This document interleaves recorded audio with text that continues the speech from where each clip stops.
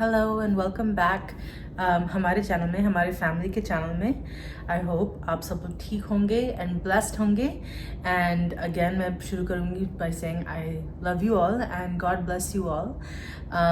मैं अपने जो प्यारे से सपोर्टर्स हैं, मेरे जो बहन भाई, जो मॉम डैड जैसे लोग हैं या फिर आंटी अंकल जैसे लोग हैं, जो मेरे फैमिली है ऑडियंस में, उन सबको हेलो बोलना चाहूँगी। उन सबको मैं बोलना चाहूँगी कि I love you all and मेरे को बहुत अच्छा लगता है जब आप लोग मेरे लिए कमेंट करते हो, तो प्लीज़ इस बारी भी कमेंट करना।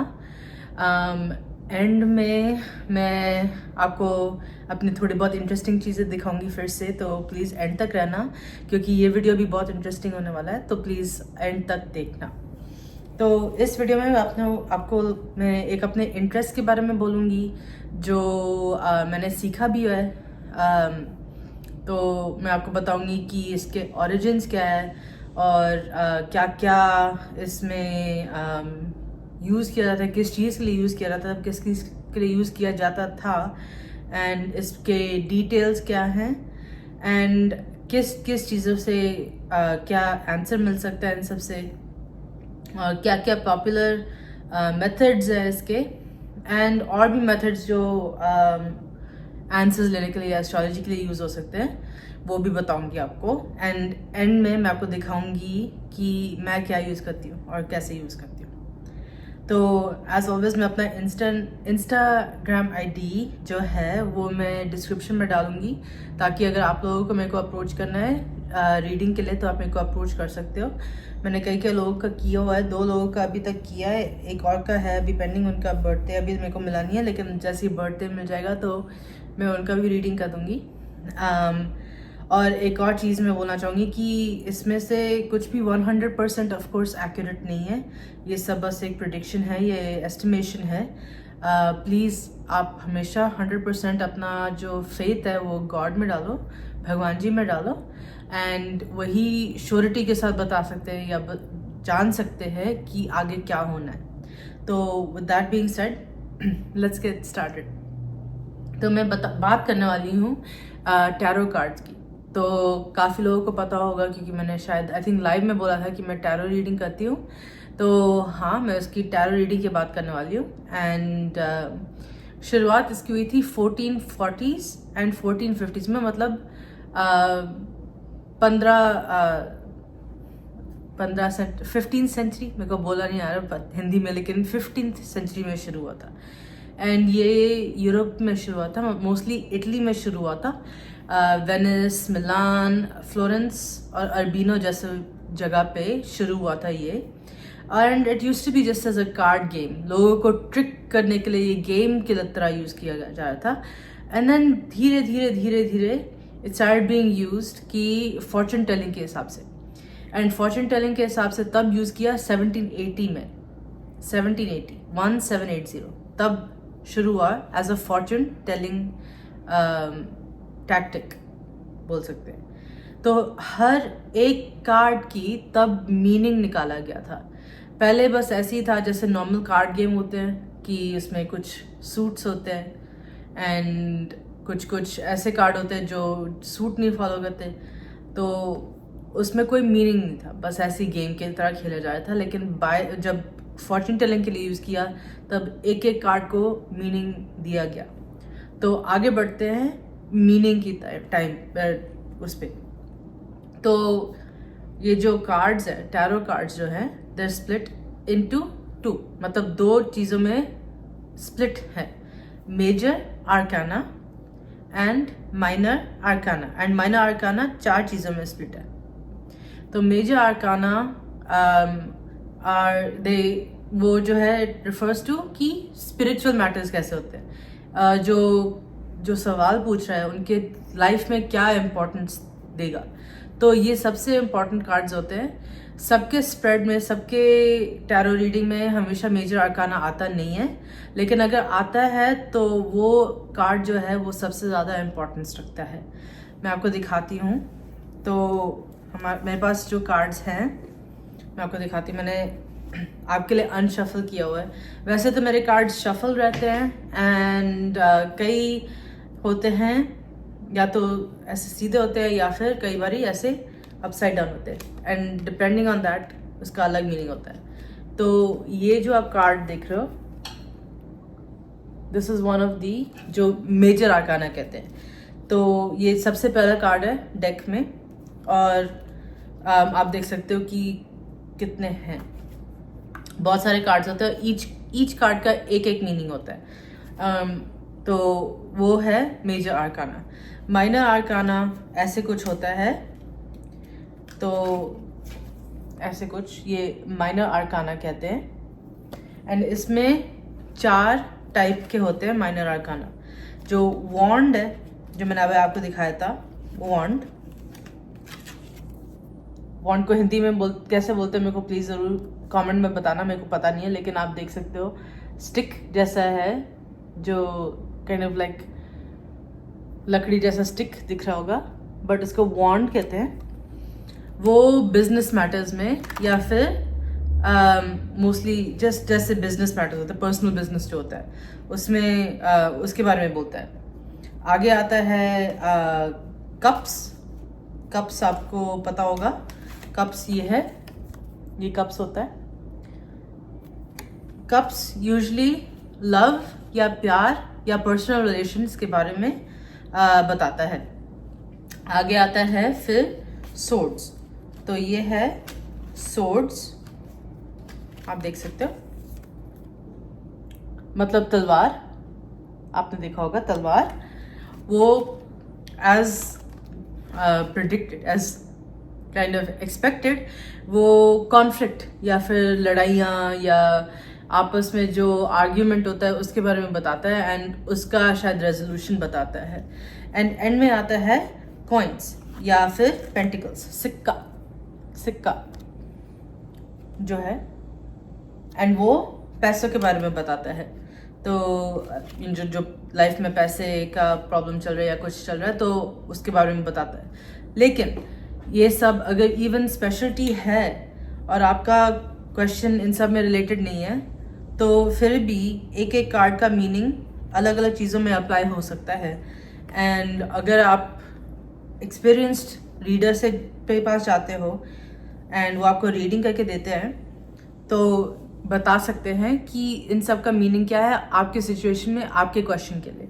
एंड मैं भी ऐसे ही करती हूँ अपने रीडिंग में कि आपने मेरे को अगर क्वेश्चन पूछा है तो मैं कार्ड से आपको बता सकती हूँ कि इस कार्ड का मीनिंग और इस कार्ड का मीनिंग और इस कार्ड का मीनिंग आपके लाइफ में क्या मतलब दे सकता है। तो ऐसे होता है। तो जब हम लोग रीडिंग करते हैं तो उसको कहते हैं कि पहले शफल करना होता है, मतलब मिक्स करना होता है अच्छे से, ताकि उसका ओरिएंटेशन चेंज हो सकता है। जो बीच बीच में कार्ड्स है वो ओरिएंटेशन चेंज हो सकता है, ऑर्डर चेंज हो सकता है, एंड फिर बाहर निकालते हैं इन अ स्पेसिफिक जगह, लाइक एक जगह पे निकालते हैं। उसको कहते हैं स्प्रेड, मतलब निकालना इन अ स्पेसिफिक वे। और जो स्प्रेड होता है वो अलग अलग टाइप के होते हैं, मैं आगे बताऊंगी आपको अलग अलग टाइप के स्प्रेड कौन से होते हैं। तो जो मतलब है कार्ड का, मीनिंग ऑफ द कार्ड, वो उस पर डिपेंड करता है कि वो सीधा है कि उल्टा, या फिर जो पोजीशन है स्प्रेड में वो भी बहुत मीनिंगफुल होता है। एंड जो उसके आसपास जो कार्ड है उनका मीनिंग क्या था, तो सब कुछ इन्फ्लुएंस करता है जो आपको कार्ड पढ़ रहे हो उसका मीनिंग क्या होगा, इन सब चीज़ों से इन्फ्लुएंस होता है। तो बहुत तरीके से, बहुत पास से पढ़ना होता है ताकि आप हर एक कार्ड का मीनिंग निकाल सकते हो एंड जो क्वेश्चन पूछा गया है उसका आंसर दे सकते हो। तो बहुत पॉपुलर जो स्प्रेड्स होते हैं, मोस्ट पॉपुलर जो मैं भी यूज़ करती हूँ वो है 3 कार्ड स्प्रेड, मतलब 3 कार्ड निकाल के साथ साथ रखना। और 3 कार्ड स्प्रेड से बहुत कुछ बोला जा सकता है, या तो पास्ट, प्रेजेंट और फ्यूचर के बारे में बोला जा सकता है, या फिर सब कॉन्शियस, कॉन्शियस और सुपर कॉन्शियस, मतलब जो आपके अंदर चल रहा है, जो आप शायद अवेयर नहीं हो उसके बारे में, जो जिस चीज़ की आप अवेयरनेस है आपको, और जिस चीज़ की अवेयरनेस होने वाली है या फिर जो बहुत आगे है वो होने वाला है, उसका बताता है। और एक और चीज़ है जो कहते हैं सिचुएशन, ऑब्स्टिकल एंड रिजल्ट, मतलब जो आपके साथ चल रहा है, जो आपके लिए रुकावट बन रही है और जो हो सकता है इस सब की वजह से, वो बता सकता है। एक और जो है उसको कहते हैं फ्लायर्स, मतलब जो जब कार्ड्स आप शफल कर रहे हो या मिक्स कर रहे हो, इनएविटेबली एक दो कार्ड आपके निकलेंगे। तो कई लोग ऐसे करते हैं जब शफल करते रहते हैं एंड 3 कार्ड निकालते हैं एंड फिर उससे मीनिंग निकालते हैं, मतलब कोई ना कोई उधर गाइड कर रहा है कि ये कार्ड्स आपके लिए मीनिंगफुल होंगे, तो निकल गए, वो अपने आप निकल गए डेक से। तो वो सब पढ़ के बताते हैं कि आपका क्वेश्चन का क्या आंसर हो सकता है। अगेन मैं जो यूज़ करती हूँ वो थ्री कार्ड स्प्रेड यूज़ करती हूँ, क्योंकि मेरे लिए वो सबसे ज़्यादा काम करता है। एक और भी है जो थोड़ा कॉम्प्लिकेटेड है, उसको कहते हैं केल्टिक क्रॉस। मतलब जो पुराने जो आयरलैंड के लोग थे उनको केल्टिक्स कहते थे, एंड उसका केल्टिक क्रॉस मतलब क्रॉस के ओरिएंटेशन में होता है एंड साइड पे कार्ड्स होते हैं। जो इधर कार्ड्स हैं मैं आपको पूरा नहीं बताऊंगी, लेकिन बताता है आपके बारे में एंड आपके रिलेशन में क्या क्या चीज़ें हैं।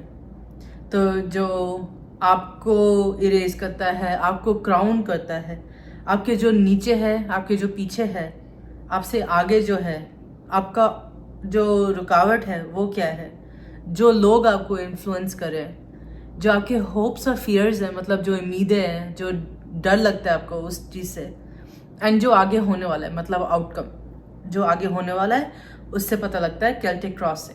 मैंने आज तक यूज़ नहीं किया है, लेकिन मैं बहुत क्यूरियस हूँ कि अगर ये काम करेगा कि नहीं मेरे लिए। सब स्प्रेड सब रीडर्स के लिए काम नहीं करता, कोई रीडर्स कुछ प्रेफर करते हैं, कोई रीडर्स कुछ प्रेफर करते हैं। लाइक आई सेड, मैं अपना 3 कार्ड स्प्रेड प्रेफर करती हूँ, लेकिन हाँ मैं केल्टिक क्रॉस ज़रूर ट्राई करूँगी, क्योंकि मैं अपना स्किल भी बढ़ाना चाहती हूँ कहीं ना कहीं।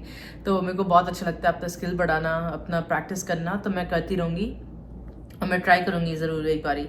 चाहे मैं अपने फैमिली से कुछ क्वेश्चन पूछूं कि उनके पास कोई क्वेश्चन है कि नहीं, तो मैं उनके ऊपर ही ट्राई कर लूँ। तो और भी मेथड्स हैं जो एस्ट्रोलॉजिकल गाइडेंस दे सकते हैं, मतलब और भी तरीके हैं जिससे आप अपना भविष्य या अपने क्वेश्चन का आंसर मिल सकता है आपको।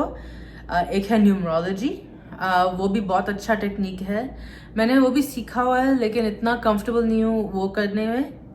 एक है टी लीव्स, स्पेसिफिक जो एक लीव्स आते हैं, जब आप वो करते हो, उसको घुलाते हो और फिर निकालते हो पानी, जो पीछे छूट जाता है वो एक पिक्चर बनाता है। अगर वो पिक्चर पढ़ के आपका फ्यूचर बताया जाता है, कई कई जगह पे ऐसे होता है। कई लोग स्टोन्स से करते हैं, जो स्टोन्स का ओरिएंटेशन होता है उनसे बताते हैं कि आगे क्या होने वाला है। एक पेंडुलम है, पेंडुलम का जो मूवमेंट है, जो डायरेक्शन है, जहाँ जा रहा है वो, उससे पता लगता है कि यस और नो। आप यस और नो अगर कोई क्वेश्चन पूछते हो कि हाँ या ना, अगर मेरे साथ ये होने वाला है कि नहीं, तो वो आपको बता सकते हैं कि या तो हाँ होने वाला है या फिर नहीं, ये नहीं होने वाला। और अगर आपका क्वेश्चन समझ ही नहीं आया तो बोलेगा कि ये क्वेश्चन फिर से पूछो, अलग टाइप से पूछो, अलग तरीके से पूछो, ऐसे बोलेगा। या फिर बोलेगा शायद आता है कि नहीं आता, या शायद होगा कि नहीं होगा। कई बारी नहीं बोलता, कई बारी हाँ बोलता, लेकिन पहले उसको थोड़ा प्रेपरेशन करना होता है कि जो क्वेश्चन आप जानते हो कि हाँ है वो पहले पूछो, जो क्वेश्चन आप जानते हो कि ना है वो पहले पूछो। तो वो बहुत ही इंटरेस्टिंग होता है। एंड वो कहीं ना कहीं जो बोलते हैं ना कि गार्डियन एंजल या कोई है आपके इधर जो आपको शायद गाइड कर सकता है, वही आपको वो पेंडुलम को गाइड करते हैं, वही पेंडुलम को मूव करते हैं, वो पेंडुलम अपने आप मूव करता है। बहुत इंटरेस्टिंग लगता है मेरे को। तो जो मैं सबसे ज़्यादा जानती हूँ वो है टैरो। टैरो में काफ़ी अच्छी तरह जानती हूँ, और पेंडुलम भी काफ़ी अच्छी तरह जानती हूँ मैं।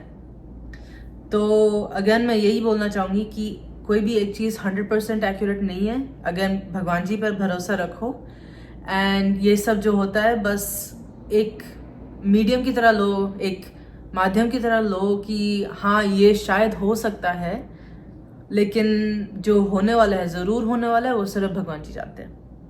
तो एज प्रॉमिस्ड मैंने आपको दिखाना था कि मेरे क्या क्या चीज़ें हैं। तो एक तो मैंने टैरो का डेक दिखा दिया, मैं इस बैग में रखती हूँ, यही मैं हमेशा यूज़ करती हूँ।